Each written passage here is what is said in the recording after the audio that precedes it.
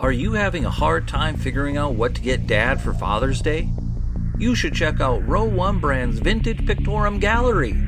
They have America's best sports art. With over 7,200 historic sports prints, you're assured to find something unique for Dad this Father's Day. Instead of a boring old tie, get him a historic baseball photo taken by Henry High Sandom at the historic Polo Grounds Stadium in New York City during the 1894 Temple Cup. Or, if he's an NFL buff, check out the 1963 vintage NFL poster. These are so good looking that you'll be amazed how they turn out. Shop now at sportshistorynetwork.com/row1 and save 15% off your order. This podcast is part of the Sports History Network, your headquarters for the yesteryear of your favorite sport. You can learn more at sportshistorynetwork.com. On November 15th, 1920, the League of Nations held its first meeting in Geneva, with one major player in the geopolitical landscape not present. Congress had not ratified the United States' participation in the League of Nations at this time. It was a polarizing topic for some, maybe many, in the nation and Congress. Something this week's guest believes may have contributed to a newly formed league deciding to go with the term association instead of league. Speaking of that new association, can't have an association without a first game, right? That brings us to this week's topic, the Dayton Triangles. Welcome to the Football History Dude Podcast, where each episode is a journey back in time to learn about the rich history of the NFL.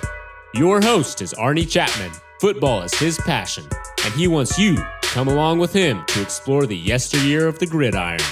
So hop on board his DeLorean, and let's get this baby up to 88 miles per hour. This time, as we step off the DeLorean, the date is October 3rd, 1920. We are at Triangle Park in Dayton, Ohio. It's pretty early. We see some crews working on over there on the grounds. There's a buzz in the air. Something to do with this newly formed, air quotes, league. This league, or maybe not a league, was considered to be the American Professional Football Association. And this little tiny town is destined to be extremely important for the whole shebang. The team involved? The Dayton Triangles, a topic that this week's guest knows very well. We bring on Bruce Smith. No, he's not that Bruce Smith of football lore as far as sacking the quarterback. It's this Bruce Smith, which coincidentally, you can find Bruce Smith's work over at the website, thisbrucesmith.com. Now, Bruce joins us to share a brief history of the Dayton Triangles, including that first game you may have heard about, the one the NFL recognizes as the first ever game between two NFL teams. On October 3rd, in 1920, the Columbus Panhandles stroll into town to square off against the Dayton Triangles. Then the rest is, as they say, history. We'll get into the interview in a little bit, but first, breaking news alert! Bruce's podcast about the Dayton Triangles, a 20-episode mega event, is now part of the Sports History Network. Look for it on your favorite podcast player, or you can head over to the website at sportshistorynetwork.com/podcast, where you can find this show, the Dayton Triangles podcast, as well as all of the other podcasts we have on the network. But with that, let's get into this interview with Bruce Smith. Yeah, I mean, one of the first things, so I always, like I said, the DeLorean, I'm going to bring this into the picture for you. I actually have a physical DeLorean for us, and we're going to go ahead and hop in that thing together. We're going to go 88 miles an hour back to future. Now, take me and the listener to October 3rd, 1920, and tell me why the heck is there this little historical marker sitting in the middle of Dayton, Ohio right now? Well, first of all, I got to tell you, the whole DeLorean thing put me off a little bit because I'm kind of tall, and I was afraid I'd be cramped. No, that's okay. What we'll do is we'll make some modifications for you just so you can hop in and you can put the seat back. Well, I appreciate it because I rode in a friend's Corvette T-top one time and my head stuck out the roof. It was embarrassing. But anyway, October 3rd, 1920. It's important because you've got all these teams that have come together from across several states. A lot of them were associated with what was called the Ohio League back in the day. And they decided to sort of form a conference or an association of teams. League wasn't a popular word back then because there was opposition to the League of Nations. So they called it the American Professional Football Association instead of a league. A couple of years later, they'll change the name to the National Football League. But for now, it's the APFA. And the first game between two league members was played on October 3rd, 1920, when the Columbus Panhandles visited the Dayton Triangles at Triangle Park. The very first time it happened, there was another game that played that day in Rock Island, Illinois, but they're in Central Time. Now, the local papers in Dayton didn't record the exact kickoff time of the Dayton game, but in Rock Island, they did record that their game started at 3:04 p.m. Central Time. Now, since Dayton is in Eastern Time and the scheduled start of the game would have been 2 p.m., if they kicked off anywhere near the scheduled time, then most of the Dayton game was already over before Rock Island kicked off. So that's my basis for claiming that the Dayton game was the very first. Yeah, it's pretty cool to think too back of you. So this is the first time maybe I read it in my research before, but the reason why they didn't call it a league was because of the contradictions to the League of Nations going on at the time. Yeah, that was at least my speculation. I didn't see it anywhere in print where somebody said you can't call this a league because the League of Nations, but I do know that it was an unpopular thing. People didn't, the word league kind of left a bad taste in people's mouths. Yep. Again, I didn't ever hear that before.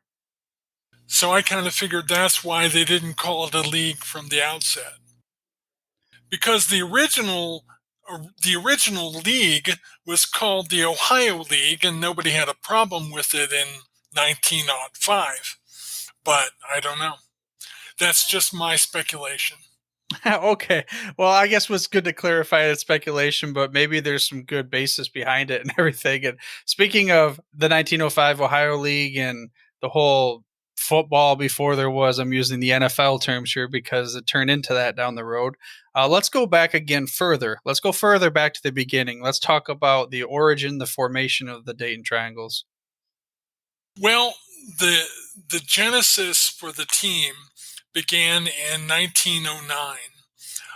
There were a group of kids who lived in Dayton and were incoming freshmen at the St. Mary's Academy, which later became known as the University of Dayton. These kids were basically what you would call townies. They didn't really fit in with the kids who lived on campus. And so one of the officials of the school, a fellow by the name of Father O'Malley, decided to help them out by getting them started with a basketball team. And the basketball team, they picked the name St. Mary's Cadets, so they wouldn't be confused with the school's official basketball team, which was called the Saints. And this basketball team went on a tear. They outscored their first two opponents by a score of like 267 to 1. Oh. And from there, they went on to start an athletic association. So they started playing baseball and then football. So they would play baseball in the springtime, they'd play football in the autumn, and then basketball in the winter. And when basketball was over, it was time to get started with baseball again.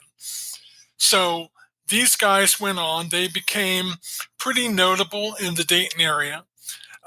They became the Dayton football champions. In 1916, they cut a deal with an organization in town called the Dayton Gym. And I think Dayton Gym may still be there. But they cut a deal to use Dayton Gym facilities for their training and practices. And in return, they changed their name from the St. Mary's Cadets to the Dayton Gym Cadets. And then after that, a whole bunch of businesses get involved. And they end up getting started as a professional team in the truest sense of the word in 1917. And then at that point in time, so you said multiple businesses were involved, and is that when they became the Dayton Triangles, or was this later down the road? In 1917 is when they became the Dayton Triangles. The members of the Dayton Gym Cadets, along with players from two company teams, the three triangle companies were the Dayton Engineering Laboratories Company, or the Delco, Dayton Metal Products, and Domestic Engineering Corporation. And those three companies got together and created a park initially for their employees, and then eventually they opened it up to the entire Dayton community.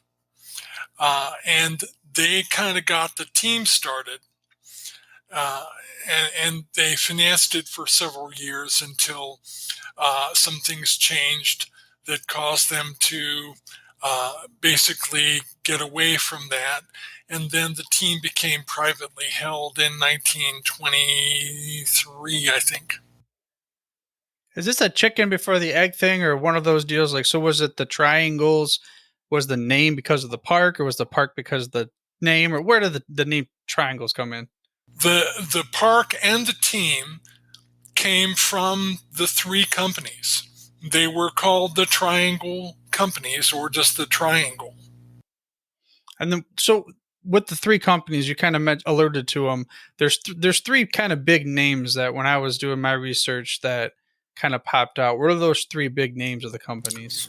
I mentioned the Delco, the Dayton Electronic Laboratories Company, the Domestic Engineering Company, and Dayton Metal Products. And then who would be the leaders of those companies, I guess? The guy who was in charge of Delco, probably the best known, was Charles Kettering. The guy who was in charge of domestic engineering was a fellow named Edward Deeds. It's interesting because Deeds actually hired Kettering when Deeds was working for the National Cash Register Company.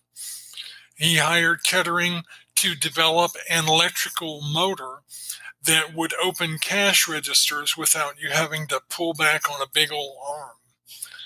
And so after he did that, he got the idea to put the same technology to work in starting cars, because you had to crank those old cars. And so he developed the first electronic ignition. So he and Deeds went into business doing the Delco. That was the first company. Then Deeds, earlier in his career, had actually created electrical power plants to run NCR factories across the world at the time. And he got the idea to apply that to farms and houses that were outside the electrical grid at the time. And so that product became known first as Delco Light, and then it got spun off into the domestic engineering company. And then the third company was Dayton Metal Products, which was run by a gentleman named Harold Talbot. And that name is kind of important because Harold Talbot's son became the first coach of the Dayton Triangles, Nelson Bud Talbot. He's a standout at Yale. Played end there. And actually, I think he played on the line. But he was a standout, was named an All-American in the early 19-teens, and came back to Dayton with this idea of starting a football team that he would coach. So Talbot is very important and is often overlooked in this history. Yeah, I mean, again, the other names when I was researching, I mean, we're talking again a couple years ago when I had that episode, but the Talbot didn't pop up as much from what I recall. And I don't. So let me ask you this question: we're gonna go off script here a little bit.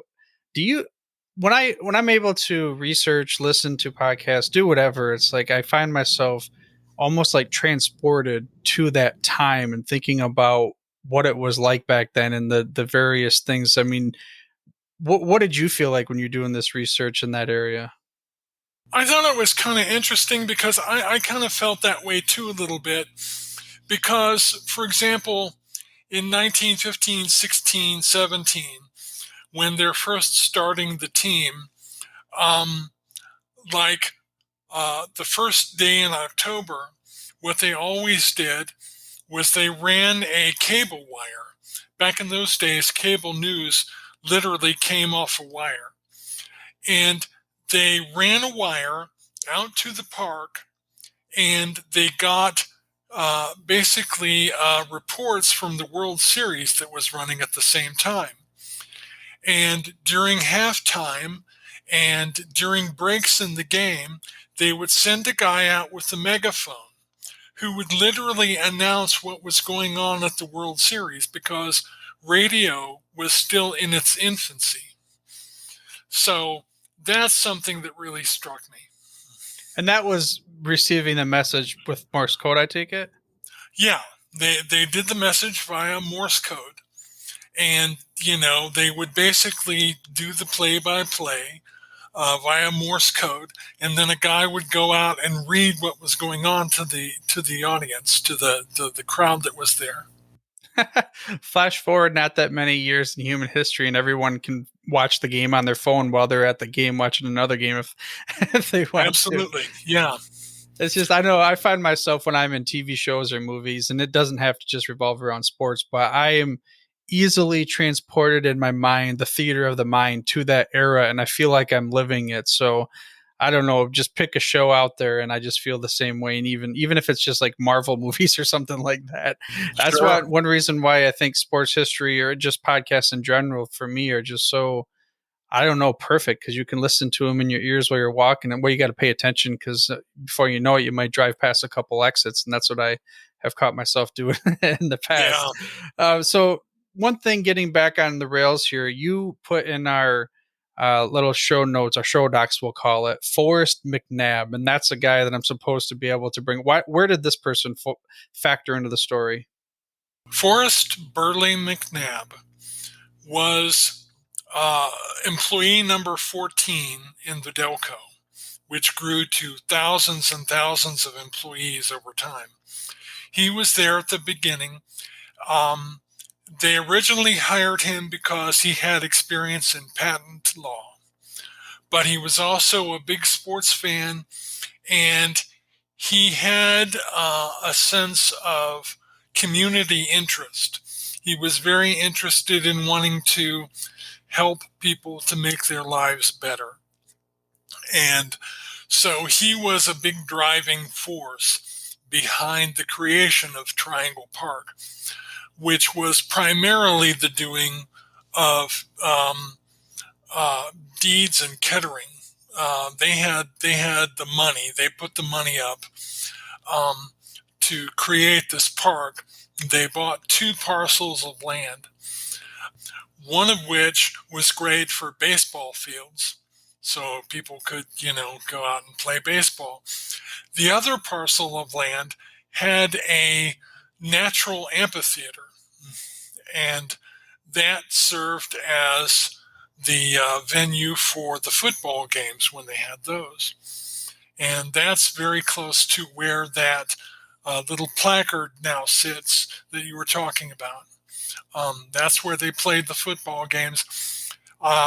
Somewhere out there, I know there's a picture that was taken in aerial photograph circa 1920 of the Triangle Park, where you could see the football field drawn in, sort of, put in there. It's very interesting how that worked, because when they kicked extra points, they ended up going out onto Ridge Avenue. But I'm digressing here. So Forrest McNabb was a guy who was really a behind-the-scenes person when they created Triangle Park and decided to create this team. And there were actually lots of Triangle teams. There were baseball teams called the Triangles and basketball teams called the Triangles. So it was an all-sports kind of thing. But they had an executive committee that consisted of one member from each of the three companies. The executive director and one of the members on the board was Forrest McNabb. The representative of Dayton Products, or Dayton Metal Products, was actually Nelson Talbot, who went on to become the coach. So between the two of them, they really controlled things for the first few years. Yeah, I'm looking up right here too. You mentioned a good thing besides McNabb there, the photos. I had to look it up because you said aerial photo circa 1920, but then I was like, nowadays, again, going back to our Google Earth thing, I can look at anywhere in the world. I kind of got a little sidetracked because I was thinking, hey, airplanes, that's really cool. But then, wait a second, they're talking about 1850s was like the first one because of weather balloons going up into the sky. Right. I didn't even think about that. So at that park, there's the sign or the placard you mentioned. But a couple weeks before that was a pretty significant time in football, pro football, NFL history. September 17th of 1920 at Ralph Hayes Automobile Showroom. Did the Dayton Triangles have representation at that meeting? The Dayton Triangles were indeed represented there. They were represented by a gentleman named Carl Stork, Storck. Carl, who for some reason was nicknamed Scummy, although nobody's ever figured out why. But he was there at the meeting. He thought he was ostensibly there to try to meet Jim Thorpe and convince Jim Thorpe to bring the Canton Bulldogs for a game in Dayton. They had been after Thorpe for years and years, and Thorpe kept kind of dodging them. But he was there. Carl Stork was hired by Forrest McNabb to become the business manager for the team after the original business manager went to go to the Great War. And Stork stayed as the business manager of the team after that. And he eventually went on to become an NFL official and was actually president of the league for the last couple of years before the commissioner era. So there's some significance beyond just that first meeting then, and even beyond the team. How long so the team itself, what was the tenure of the Dayton Triangles in the league, as well as did they have any success during that time frame?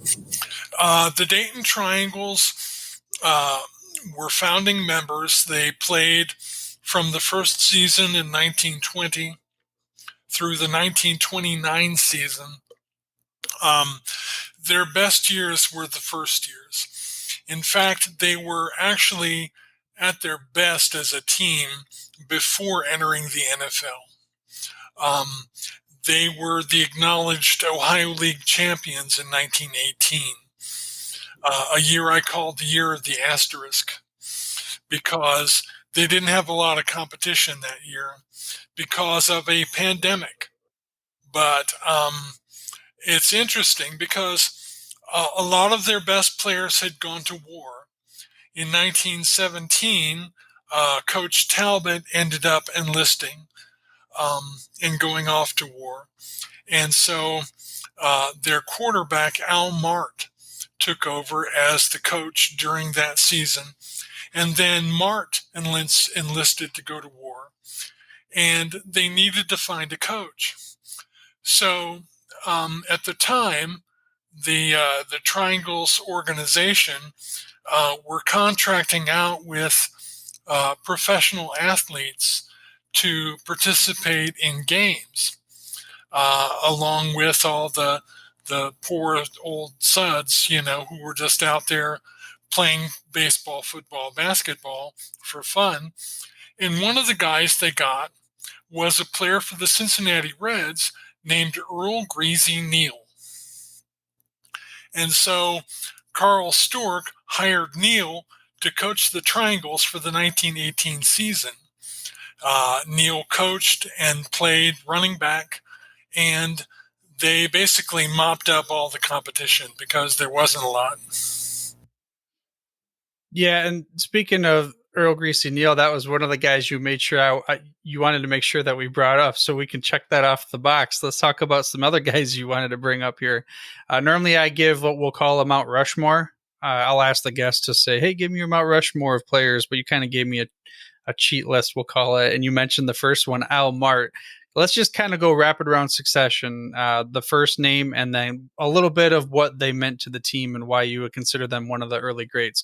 Al Mart, what's the story there? Al Mart was the consummate field general. He was not a big guy. He probably, at the height of his career, weighed 160 pounds soaking wet. But he could throw a ball like a gunshot. He had an incredible arm. He also played catcher for baseball teams. He also played guard in basketball. He was an all-around athlete and was one of the passing leaders of the early NFL, the first days like 1920, 21. Another guy who's probably better known is Norb Sacksteder, who was basically a halfback, but he was more of a kind of make a miss kind of guy. He didn't use a stiff arm. He was basically, he didn't try to break tackles. He avoided being tackled if at all possible. He was the kind of guy who would run 50 yards to gain 5. But he was an extremely dangerous kick returner, as well as a tough guy to bring down in the open field. Another guy is Lou Partlow, who scored the first NFL touchdown. Partlow was the opposite of Sacksteder. He was a run-you-over kind of guy. The legend was that he would run through the woods to train, and he would dodge trees, and every now and then he'd lower his shoulder and hit one. Another guy is George Hobby Kinderdine, who kicked the first extra point. Kinderdine was one of those guys who came up through the sandlots and made the transition into the first pro league. He played every season for the Triangles until 1929. In 1930, he actually signed with another team, but his heart wasn't in it anymore. He was that devoted to the Triangles. So he was there. And another fellow that I would be remiss if I didn't mention was a fellow named Dr. Dave Reese. Dave Reese was a dentist by trade, but he was very active in sports and eventually went on to become the first commissioner of the Mid-American Conference. So I wanted to get him out there too. So we're going to go with the Mount Rushmore plus the etching on the side of, we'll add that one extra name on there. And what about, okay, so we've got the history a little bit here, and we're going to be telling the listener of the show to go to your project, the Dayton Triangle project, and then the subsequent podcast.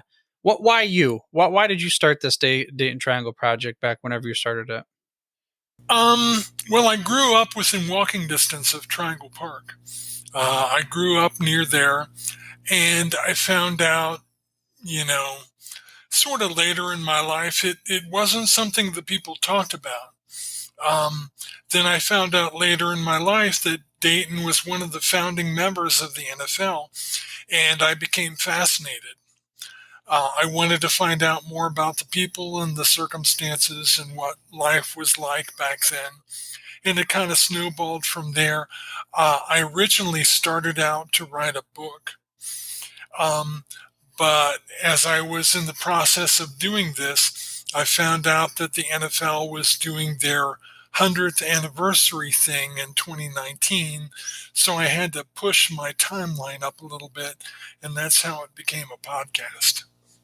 So, speaking of that NFL 100, the whole everything that came around where they really promoted it and they had the NFL 100 logo everywhere, in that town where you said that it wasn't really known before, what was it big news at the time then in Dayton? The 100th anniversary was a pretty big deal, but the team wasn't particularly memorable. Mm-hmm. They had one really good season in 1920. They had a halfway decent season in 1921, and it went downhill from there.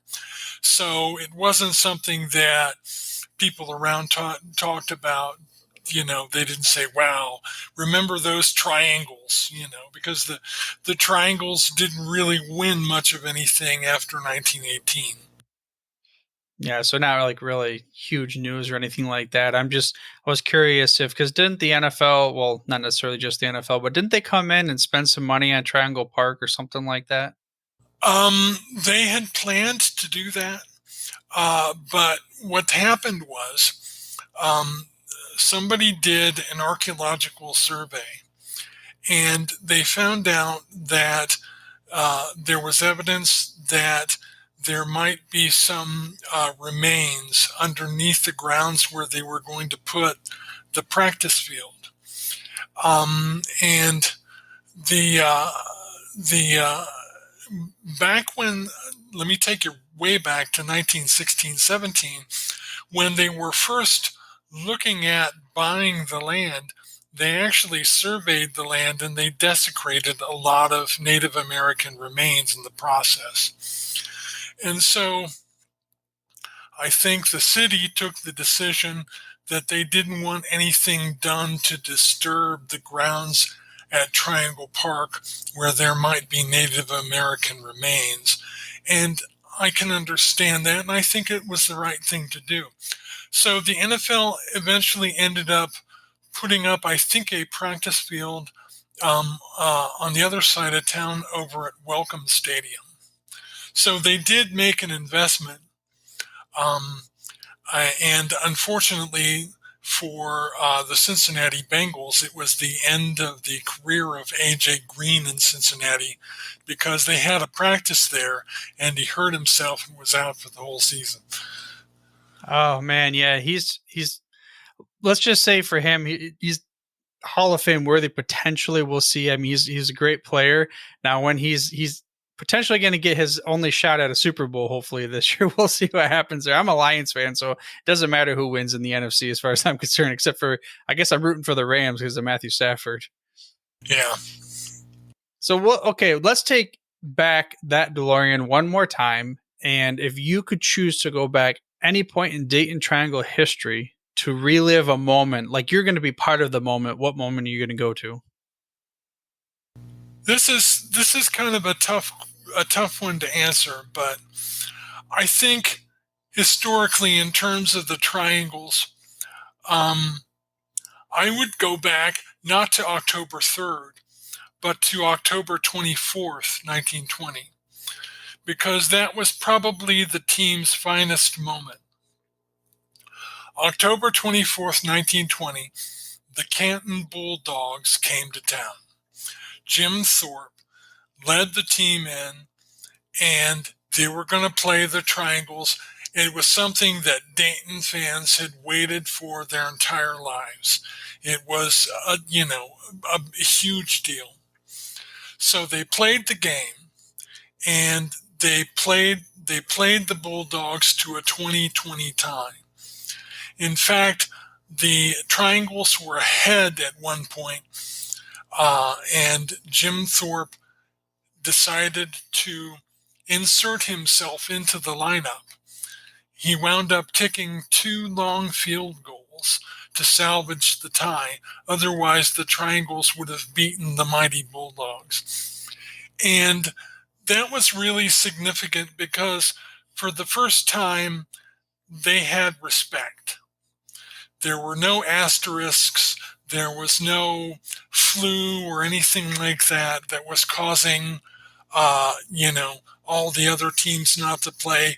They proved that they could compete with the best. So I think that would be the game I would want to see. Because you had him, you had Al Mart at his top form, you had Lou Partlow, who was a bruising running back. Just a great venue and a great atmosphere. That's the game I would go back to, October 24th, 1920. All right. So then when we'll punch those tickets, and maybe we'll have to see if there's any kind of on our sponsor Row One, if they have anything around that time frame. Speaking of non-Dayton Triangle history, I mean, we have the project, of course, but what about you and all of your other work? If the listener wanted to find out more about yourself and the work that you do, maybe share that a little bit with the listener here. Sure. Actually, I do music these days. And the website where you can find information about my music is thisbrucesmith.com. One word, thisbrucesmith.com.